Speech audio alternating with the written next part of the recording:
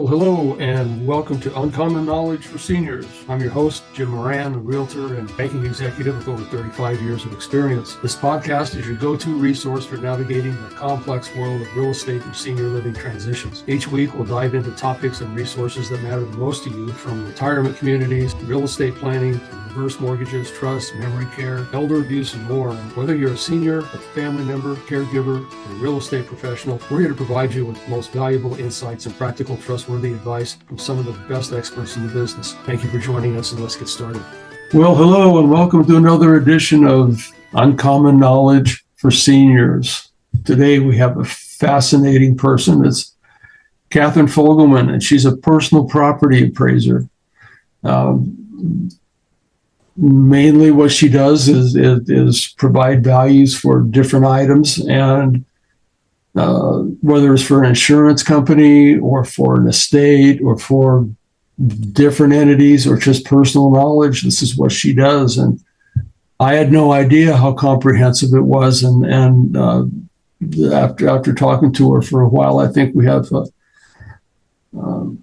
really good idea of what's going to happen and what's possible and what the different circumstances are that seniors go through to come up with value for things. And Katherine, how'd you get into this? Where'd you start? Was this always your dream? Was it something that you thought would be just great to do, or how'd you? Actually, no. I lived in the Bay Area I was raised in the Bay Area, and I'm past co-owner of an estate liquidating company called Senior Sorters and Estate Liquidators, which we established in 2010, and I was in the business of estate appraisals and dispersals. And goodness, I think it was after 5 years, I thought, well, you know what, I think I'm going to become a credentialed appraiser, and spoke with a few people that were members of the International Society of Appraisers. And you have to be recommended into the society. You have to have a certain number of years in the business, and it's a very difficult qualification process. So I became a member in 2015, and part of that is you have to go through a course, very rigorous course and testing. And so I've been a member I'm a credentialed member now. I'm an accredited member in AM, ISA AM. My accreditations are in gems and jewelry and antiques, furnishings, and decorative arts. I'm a graduate gemologist. I have a graduate gemology GG diploma from the Gemological Institute of America. I've been at GG for 30 years. I've been a gemologist for the longest time. And my other accreditation, as I said, is in the antiques, furnishings, and decorative arts. So that's kind of how I started. It just began with one company, and when I moved up here to Oregon, I let my estate dispersals go, and now I just do straight estate appraisals. I work for attorneys, fiduciaries, accounting companies, clients that just call me after Googling me. The work I do for realtors, I often get referrals, actually, believe it or not, for divorce appraisals. They have to sell a house where the clients are divorcing, and they need an equitable distribution of their assets. So that's it, basically. Well, there's not a lot of you, is there? I would think there's not. In the area, see a lot of in Bend, where I live in Bend, Oregon, there are not. I'm a generalist. I do jewelry, gems and jewelry, but I'm also a generalist appraiser. So in Central Oregon, no. I think I'm the only ISA appraiser as a generalist. There is one fine art appraiser, and her and I talk and we'll refer to each other. There are other societies. There's the American Society of Appraisers. And then there's another one that's called, let me have a quick look here because I don't do a lot of work with them. There's the AAA, which I think is, goodness gracious, Appraisers Association of America. So, but as far as ISA appraisers, I'm here in Bend. There are several hundred of us nationwide and in Canada. Yeah, but that's, geez, I would think for the need, that's not even getting close. So how do you approach, say someone says, I want to know what this antique table is worth? Do you go out and look at it first? Do you ask them a lot of questions about that first? Or do how does the process start?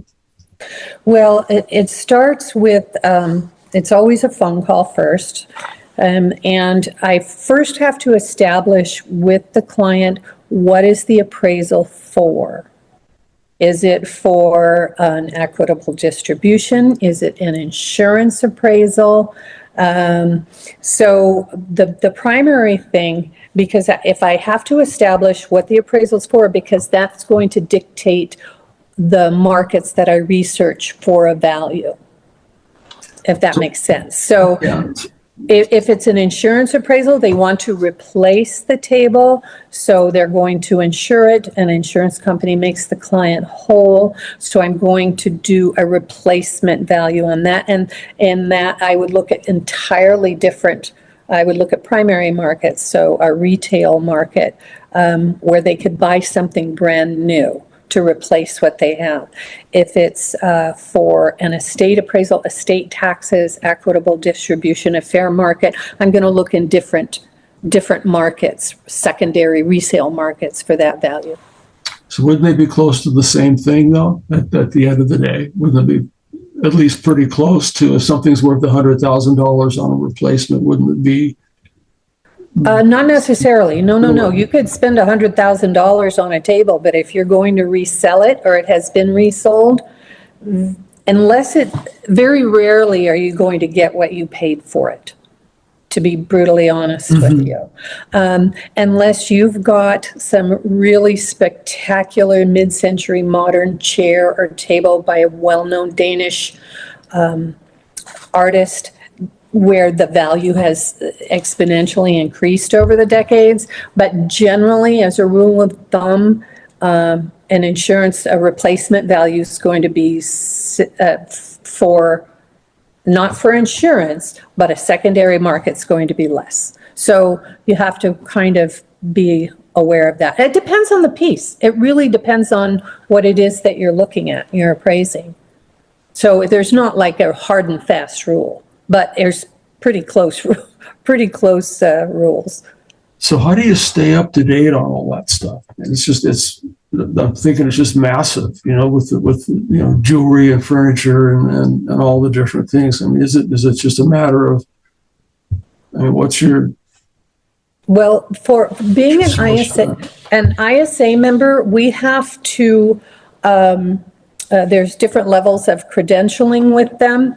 And ISA members, we have to take requalification courses every 5 years. And we have to maintain our USPAP, which is requalification every 2 years. And that's the Uniform Standards of Professional Appraisal Practice. And in the interim, there are a lot of webinars that we do. For CE, we have to have a certain number of continuing education units that we must maintain.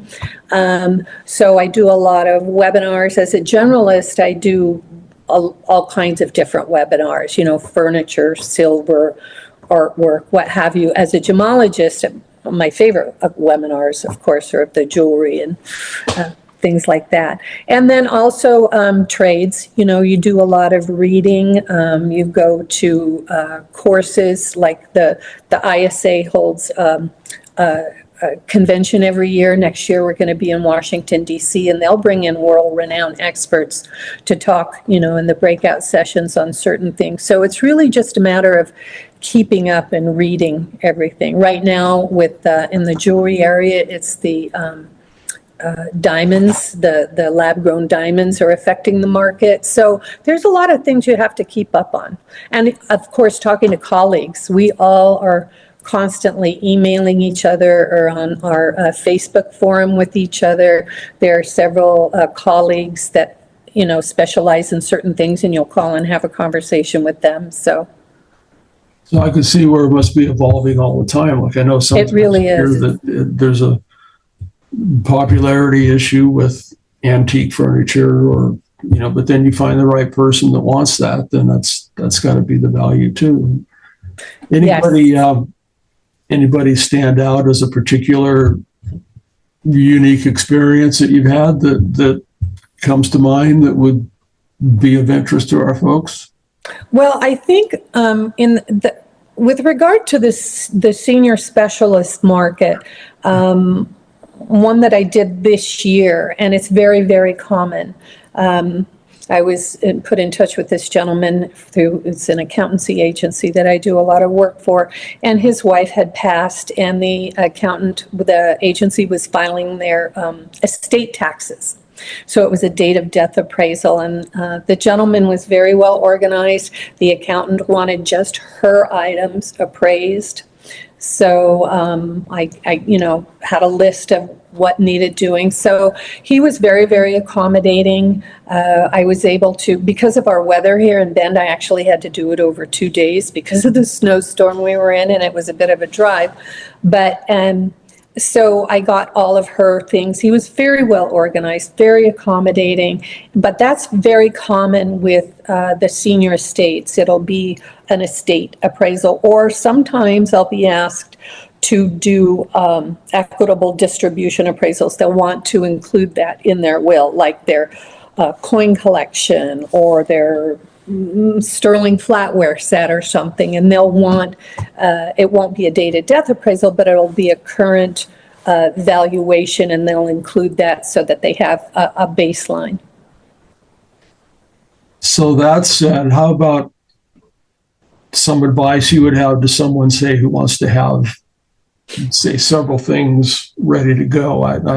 I'm guessing being organized would be an important thing, but what other things go through your head when you? Well, I'm working on an estate appraisal right now. Actually, just this morning, I got the finalized list, and what I require, and each appraiser is different, but what is the most helpful, what I do require, because I have to, is a list of the items to be appraised. This one has an extensive list of artwork and sculpture and jewelry, and it has been dispersed hither and yon, so I needed to know how many pieces, any of the paperwork they had, who has these pieces with their phone numbers so I can get in touch with them. So I just received a complete list of the pieces, and so I now know the scope of the work, because I can't quote a job, my fee for service, until I know what it is I'm going to be appraising, what the requirement is for the job. So so that's kind of number one, so they know what how much they're going to have to pay for the appraisal. And then number two, with this particular appraisal, I can now contact each person. I think there's 5 heirs involved, and set up times with them to go. And the most important thing is that they're ready, as ready as they can be, to what extent they can be for when I arrive. Like, is all the jewelry set out on the dining room table or what have you? Or are we going to have to be rifling through drawers? And, and I've done that. I've certainly done that. I've been handed a big box of, I don't know what's real, what's not. Can you take, let's just appraise what's real. So I'll have to take the time to separate it out. So being organized is the main thing that someone can help an appraiser with. So how do you know what to charge? I mean, is it like it's going to take me this long, or do you have is there a time frame? I have an hourly fee. It depends on the job. I have an hourly fee for an insurance appraisal. For one piece of jewelry, I have a set fee. I have an hourly fee, but like this appraisal that I'm doing is going to be take a lot of time. So what I normally do in that type of appraisal, I'll just quote a flat fee. So it just depends on the job to be done. If someone's going to pay me to come in and just do something verbal, then I'll charge them, by the hour. So it just depends on the job. So has it evolved over the years? Has the appraisal business been pretty consistent, though, in terms of what you do, or has it become more impactful in any way that Well, excuse me. What the main thing we have to pay attention to as appraisers, besides emerging, waxing, and waning markets, is there any changes to federal functions? For example, if they're doing a charitable donation, there's paperwork, IRS paperwork that we have to fill out, and the type of appraisal that's written for that, what is very, very specific and what needs to be included. So you have to look at what paperwork is required. As I said before, I have to look at my, when I write certain appraisals, like for a divorce or what have you, I put in the verbiage for my county, for my jurisdiction, for the state of Oregon. That I include that in. So you have to make sure and be up to date on the requirements. Some courts are now requiring that appraisal submitted must be written by an ISA, ASA, or AAA, AAA appraiser in order for them to accept them. So it's just, and all of the, at least my organization, I'm certain the other ones as well, any changes that are written to USPAP or what have you are very rapidly disseminated amongst the appraisers so we can stay abreast of any changes. So would you use something like eBay to try to find some of the, say, comparable sales for Oh, sure. some kind of an item? Is that a viable source? Yes, I would, absolutely. That's pretty common. There's a whole slew of websites that we look at depending on the piece. If you're looking for sales, eBay only goes back 3 months for completed items. So there's other websites that we have to, there's several websites that I, pay a fee to belong to. So geographically, where do you go? Do you have to people pick you up and fly you to Washington, D.C., something or that kind of thing? Or No. I stay here in Central Oregon. I live in Lapine, but most of my work is in Bend. I've done quite a bit of work in Sisters, Bend. I haven't had any Lapine clients yet. A couple of the pieces, the artwork that I'm doing for this current appraisal are in Northern Oregon. So what I'll do is have a conversation with the clients. I'm not going to go up there. I'm going to have them give them specifically what I need from that piece, the measurements, pictures of the front and the back, and I can do it that way. But when I do it that way, there are clauses that must be included in my written report, stating that I physically did not inspect that piece, and this is how the information was obtained. So I stay pretty much Central Oregon, Prineville, Redmond, Bend. But you can do it virtually. That's interesting. Yes. Mm-hmm. I won't do jewelry virtually. I just won't. Some appraisers may, but I do not. Fascinating business. I can only imagine you must really just enjoy the heck out of that. Well, I have to say, Jim, it's super fun. And it's always something new. You never know what you're going to walk into. Sometimes I've been pleasantly surprised so many times. I've seen so many amazing things, in particular when it comes to jewelry, some just stunning things that I'm lucky to have held in my hand. So it's a really fun job, I have to say. So what do you say to somebody that's really has an emotional attachment to something, and they're obviously out of touch with the value, but it's so important to them and all that? How do you tactfully say it's not worth what you think it is? Man, I know you love it, but it's just that's got to be a very tactful conversation. It is. It really, really is. Well, actually, sometimes I will sit with them and I will pull up. I in all of my reports, we have to keep files. We have to keep them for a certain number of years and dispose of them properly, obviously. But all of my comparables that I have for my values for what I'm doing, I have in my files. So I have, if someone said, for some reason someone says, how did you arrive at this value? And I try and have 2 or 3 comparables so that, it's not just a one-off. But I will sit down with the client and I'll pull up wherever I obtain that information from, and I'll say, look, this is what this is here. And most people are fine, once they go, oh yeah, it's kind of disappointing, but I understand. One that I did last year was a lot of artwork, and the gentleman wanted to sell it, and I put him in touch with a reseller. And unfortunately, what he paid, because if someone's paying like Carmel gallery prices, are they going to get that in resale at auction or consignment or something?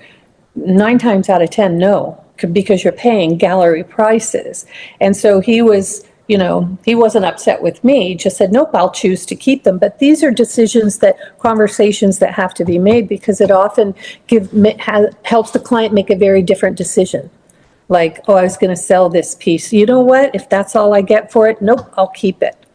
Or I'll give it to my whomever, right? Sure. So it's really a valuable conversation to have, and oftentimes, super helpful. Wow. I'm just stunned. I had no idea that it was that comprehensive in terms of what you have to go through to be up to date on things. It's really comprehensive, and I'm glad that it is that way, and that you have the resources to back it up. And I can only imagine how busy you must be with this stuff. It's ever evolving and fun, and you always learn something. You learn something. Every appraisal, you're like, that's good to know. So, it's fun and it's exciting, and I can't think of anything else I'd rather do right now.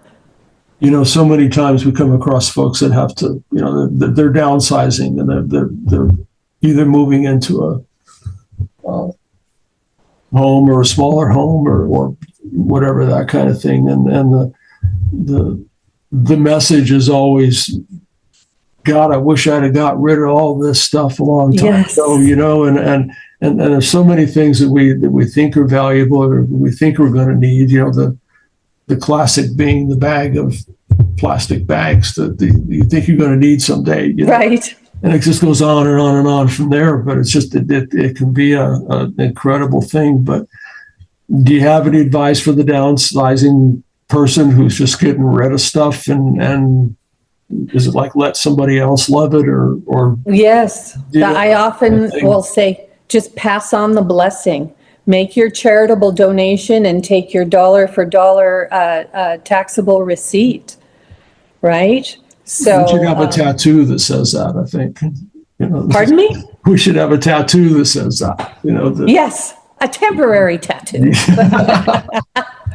My kids would have a permanent tattoo, but so yes, it depending on on the piece and also the person's financial situation. Are they comfortable just donating it to the hospice, or I like the Bend Animal donation place, and I'm here in Lapine. I give everything to St. Vincent de Paul. I donate a lot. I'm like, why do I still have this? I know. It's crazy. Good question. Yeah. Sometimes, though, they do want to put it in on consignment. And I have conversations with consignment shop owners often if I'm doing particular types of appraisals. I'll go in and talk to them. So yeah, it's a lot of times, if it's just dishes and coffee cups and stuff like that, I try to, it's not my job. That's not what I'm hired to do. Yeah. But it's a good suggestion, Jim, for you. Tell them to donate it. Oh, man. Well, Catherine, I don't want to take a lot of your time today, but I just really appreciate you doing this. And if people need to find you, where's the best place to do that? Well, my They could just give me a call if you want me to give you my phone number. My Yeah. company is K And it'll Fogelman. be in the show notes too, so we'll have. Oh, okay. I would just recommend my website, which is trustappr.com. And just give me a call. I'm happy to have a conversation with them. I got a call from a client. Can you refer me to an accountant that does estate taxes? Can you refer me to a realtor? So I also, try and connect it with other people like yourself if needed when I get that call. So And I guess you have a whole network of appraisers, say like someone who's in Nevada or something like that. You could yes, come up with yes. someone in a different location. We do. I don't do firearms. And as you know, here in Central Oregon, there's a lot of firearms. And so one of the attorneys I work for asked me, and I said, nope, here's the guy you need to call. So, and he does firearms for our company. And so, yes, I can very easily refer them elsewhere. Well, Catherine, thank you so much. And thank you for asking me. It was fun. yeah, we'll talk again soon. Okay, Jim, take it easy. So nice to see you. You too. Bye. Bye. Thank you for listening to this episode of Uncommon Knowledge for Seniors. I hope you found the information valuable and inspiring. If you have topics or circumstances you'd like us to address, please let us know. And don't forget to subscribe to our podcast and visit our website. We're at www.uncommonknowledgeforseniors.com for more resources and to schedule a confidential consultation. And until next time, I'm Jim Moran, reminding you to embrace your next chapter with confidence and clarity. Take care.